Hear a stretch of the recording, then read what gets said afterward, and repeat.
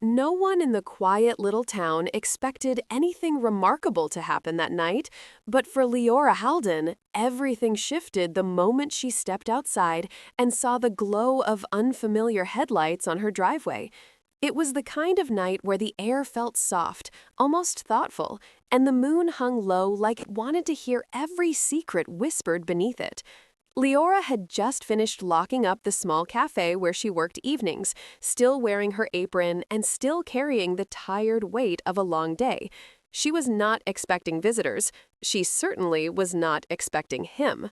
She paused, gripping her keys a little tighter, trying to make sense of the silhouette leaning against the hood of the sleek, dark car. The figure looked up slowly, as if even the wind had warned him she was coming. It was Orrin Vale. Most people in town barely knew his name. He had arrived only a few months earlier, slipping into a quiet rental house near the edge of town with little explanation and even less desire for conversation.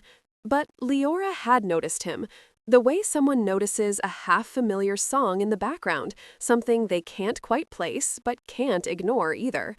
She had never expected him to show up for her. As she approached, she felt her steps lighten with uncertainty. Orrin straightened, his expression steady, but his eyes carrying something she couldn't decode. "Leora," he said gently, as if her name was something precious. "I'm sorry for coming this late." "I didn't want to leave things the way they were." She blinked, confusion knotting gently in her chest. They barely knew each other. Their conversations had been brief, polite, almost accidental. Just shy smiles at the cafe counter, quiet exchanges about weather or if the new shipment of raspberry tea had arrived. Nothing deep, nothing personal. "Is everything all right?" she asked, trying to steady her voice. Orrin hesitated. A tiny pause, but one filled with weight. "I didn't want you thinking I ignored you earlier," he said. "At the market today, I saw you wave, and I didn't wave back. I wasn't trying to be rude. I just needed a moment." The explanation was simple, but the feeling behind it wasn't. Leora softened. Most people would never drive across town at nearly midnight just to explain something like that. Yet here he was, standing under the dim street lamp, carefully choosing his words like he didn't want to break something fragile between them. "That's really thoughtful," she said quietly. "You didn't have to come all this way." "I know," Orrin admitted, "but I wanted to." The wind shifted, brushing Leora's hair across her cheek. In the silence, she could hear her heartbeat filling the space between them. She felt the beginning of something, a thread forming, delicate but real. Still, something about Orrin's posture told her he wasn't just here to talk about a missed wave. His shoulders held a quiet tension, and his eyes kept drifting away as though searching for the courage he had almost grasped but not quite reached. "I didn't mean to worry you," he continued, "and I don't want to make this complicated, but there's something I should tell you, something I thought I could keep quiet, but tonight made me realize I can't." Leora's breath caught. "What is it?" she asked softly. Orrin looked up at her, and for the first time, she saw past the quiet walls he kept around himself. There was vulnerability there, hope, fear, something beating fiercely behind his restraint. But before he could speak, a faint rumble of distant thunder rolled across the sky, interrupting the moment and making both of them glance upward. Night clouds were gathering, slowly but with intent, as if even the weather wanted to witness whatever Orrin was trying to say. He exhaled, frustrated by the break in momentum. "Maybe I should tell you inside," he murmured, "if you're all right with that." Leora hesitated only a second, her heart tipping forward with curiosity and something strangely warm. "All right," she whispered. "Let's talk inside." She moved toward her house, feeling his presence behind her, steady, quiet, uncertain. Neither of them knew that stepping through that door would begin something neither had prepared for. But just as Leora reached for the handle, she heard Orrin's voice, softer than before, almost trembling, as he said her name again. She turned, and the look on his face told her that whatever confession he carried, it was going to change everything. If you're enjoying this story so far, please like the video and subscribe for more heartfelt tales. Leora stood frozen, her hand still resting on the door handle as she met Oren's eyes. The night felt suddenly still, the kind of stillness that arrives just before someone speaks a truth they've held too close for too long. He didn't say anything at first. He just breathed in, steadying himself, while the distant thunder echoed again, low and thoughtful across the sky. Inside, a soft lamp glowed through the window, casting warm stripes of light on the porch. Leora stepped aside to let Oren in, and he followed quietly, brushing a bit of rain mist from his jacket sleeve as he entered. The moment the door clicked shut behind them, the house seemed to shrink around the unspoken words hovering between them. Leora motioned toward the small sitting area, her heart beating faster than she wanted it to. She wasn't sure why she felt nervous. She barely knew him, yet something about Oren carried a gravity she couldn't ignore. He didn't sit. Instead, he paced once, slow and deliberate, before stopping near the window, his hands braced on the back of a chair as if grounding himself. "I wasn't honest earlier," he said quietly, "about why I came." Leora's breath fluttered. She stepped closer, but not too close. "Then tell me the real reason," she whispered. Oren lifted his gaze to hers, and the emotions swirling behind his eyes were unmistakable. Vulnerability, hesitation, and a kind of fear that came only from caring too much. "The truth is," he began, "when I moved here, I promised myself I wouldn't get close to anyone. I've had too many sudden goodbyes in my life, too many places I left before I had a chance to belong."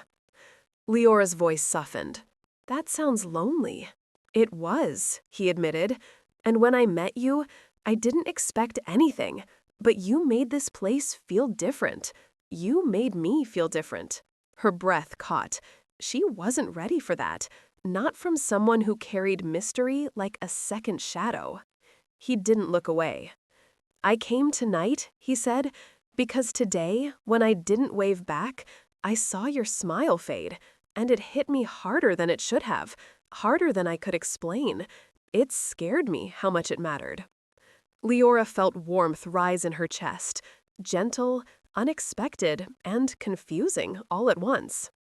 "Oren," she said softly, "you don't owe me anything. We're still practically strangers." "I know," he replied, "but I don't want to stay strangers." The words settled in the room like soft embers. No spark, just a steady, glowing honesty. Leora took a small step closer, almost without realizing it. "What changed your mind?" she asked. "You did," Oren said simply. "You notice people. You listen.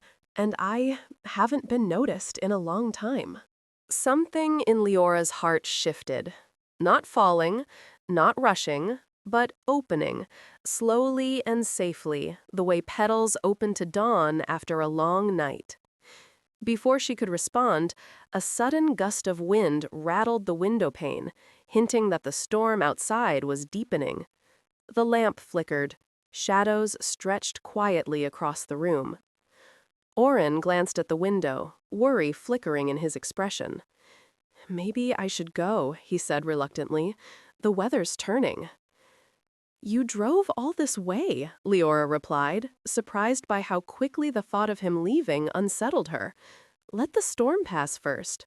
He hesitated. "Are you sure?" "I am." Oren exhaled, relieved yet conflicted. He removed his jacket and draped it over a chair, still restless, still carrying the tension of unfinished thoughts. Then he turned back to her, his voice gentle but edged with something unresolved.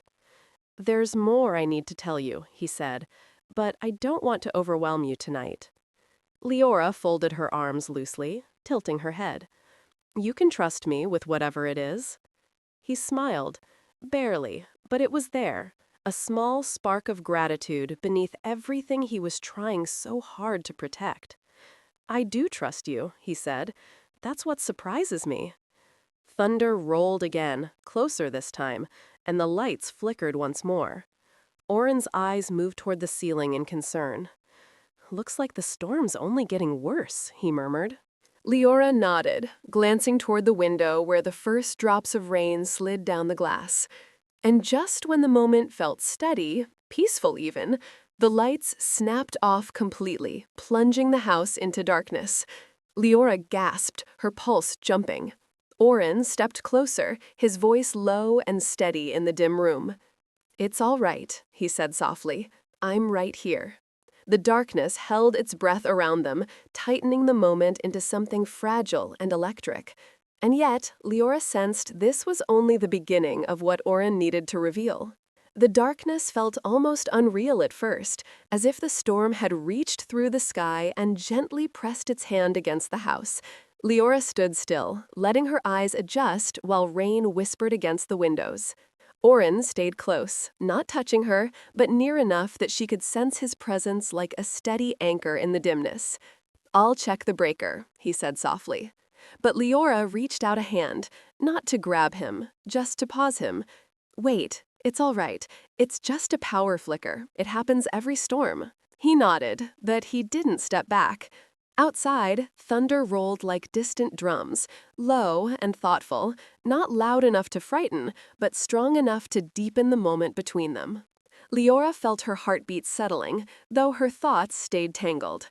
She lit a small lantern from the shelf near the kitchen, the warm glow filling the room with a soft amber light. Shadows pulled back from the walls, and Oren's expression reappeared, half-lit, unsure, and still carrying the weight of the words he hadn't yet spoken. He lowered himself onto the couch, hands clasped loosely, eyes drifting toward the soft flame of the lantern. Leora sat across from him, pulling her knees up slightly, trying to give him space, yet silently encouraging him to continue. He exhaled slowly, then looked up. "I wasn't planning to say all of this tonight," he said, "but being here, it feels unfair to keep hiding parts of myself." Leora leaned forward gently. "You don't have to rush anything." "I know," he replied, "but if I don't say it now, I might lose the courage again." A quiet moment passed between them. Then Oren spoke. "When I moved here, I told people it was for a fresh start. That was partly true. I needed a new place, somewhere calm, somewhere where I could breathe again." He paused, fingers tightening slightly. "But I was also running from something.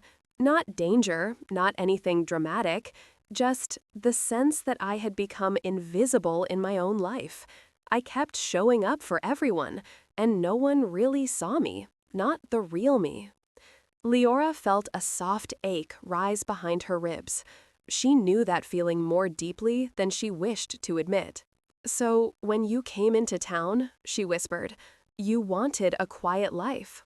"I did," he said, "and I thought that meant keeping everyone at arm's length. It worked for a while, until I met you." Leora swallowed, her breath catching. Oren continued, his voice low but steady. "You were kind to me without trying. You remembered small things I said. You asked how my week was going, not out of politeness, but because you genuinely cared. And when someone hasn't been cared about for a long time, that kind of kindness, it hits deep." The lantern flickered softly, drawing their faces into warm, moving light. "I started going to the cafe more often just to talk to you," he admitted. "Even on days I didn't need anything. I'd stay longer than I should have, pretending to read or work, hoping you'd stop by my table." Leora felt her cheeks warm. "I didn't know." "I didn't expect you to," he said. "I wasn't ready for anything more. But today at the market, I saw you looking for me, and I panicked, not because I didn't want to talk to you, but because I realized how much I wanted to." Another thunder roll murmured across the sky, matching the steady tremor of emotion beneath his words. Leora's voice was barely above a whisper.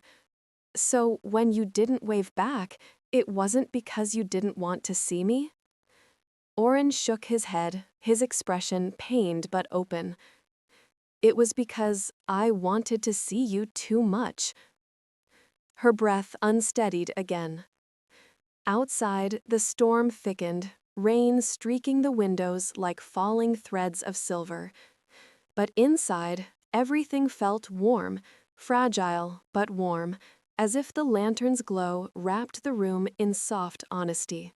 Leora stood slowly and crossed the small space, lowering herself onto the couch beside him, not close enough to touch, but near enough that their shoulders shared the soft halo of lantern light. He turned toward her, surprise flickering across his face. "You don't have to say anything," he murmured. "I know this is a lot." She shook her head gently.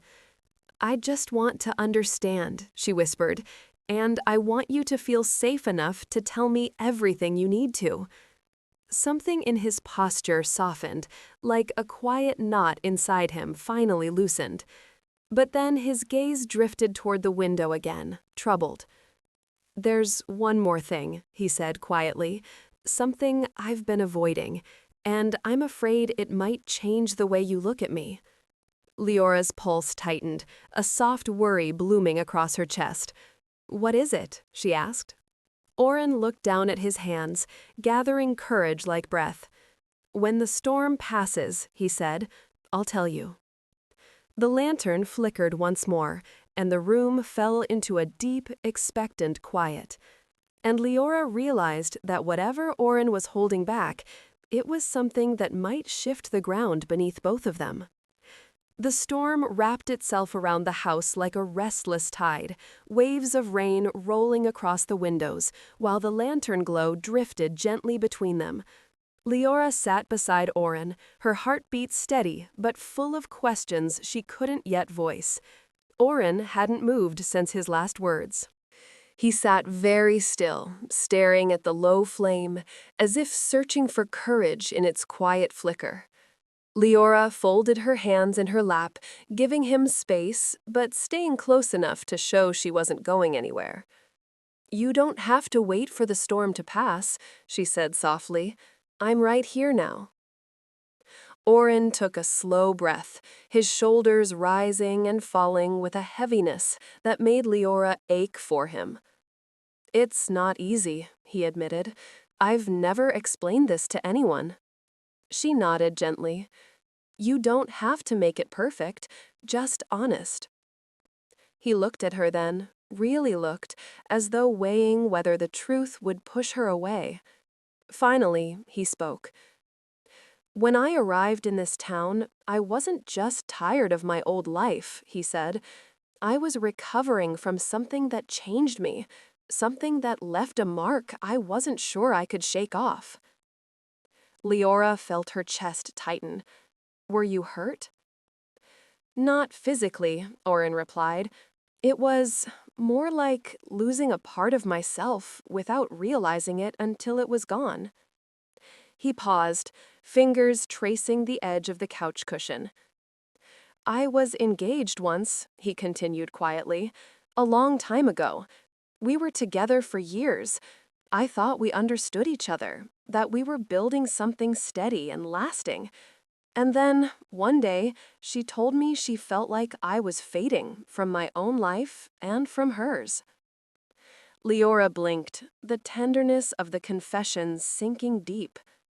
"Did she leave?" she asked softly. "She did," Oren whispered, "not with anger.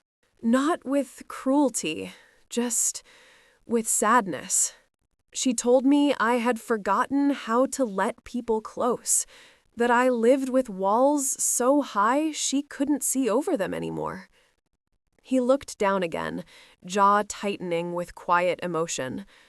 And she was right. Leora leaned back slightly, letting his words settle in the dim space between them. "That must have hurt," she murmured. "It did," Oren said, But it wasn't the ending that broke me. It was realizing I didn't know how to be truly present with someone anymore.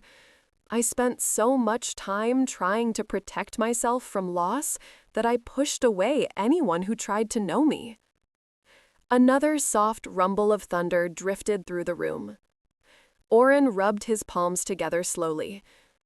When I came here, I told myself I'd stay detached. No new friendships, no new ties, no new risks. His eyes lifted to hers again, steady and meaningful. And then you walked into my life without warning. Leora felt a warm shiver move through her, gentle but impossible to ignore. "You didn't expect to care?" she whispered.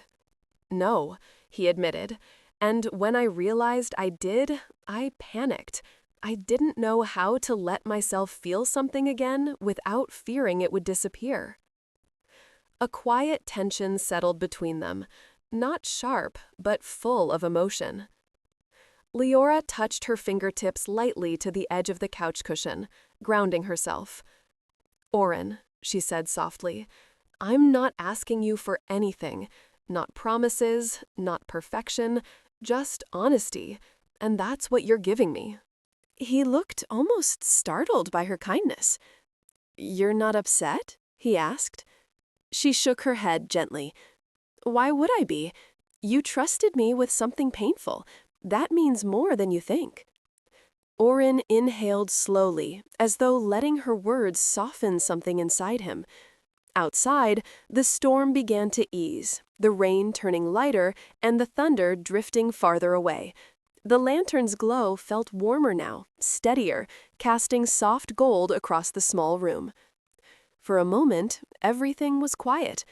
Then Oren spoke again, his voice low but steady. "There's one last thing I have to tell you," he said. "Something that's harder than all the rest." Leora felt her heartbeat quicken. He looked down at his hands, gathering courage.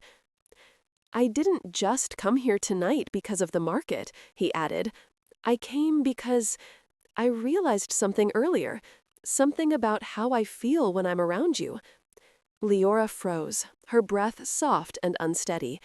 "And the truth is," he hesitated, emotion tightening his voice, "if I don't tell you soon, I'm afraid I'll lose the chance." Leora leaned in slightly, barely breathing. "What is it, Oren?" she whispered. He opened his mouth, ready, finally, to confess. But just then, a sharp crack of wind slammed against the house, making the lantern flicker violently. Oren flinched, startled, and the flame wavered, casting wild shadows across the room. The moment, delicate and fragile, hung suspended between them.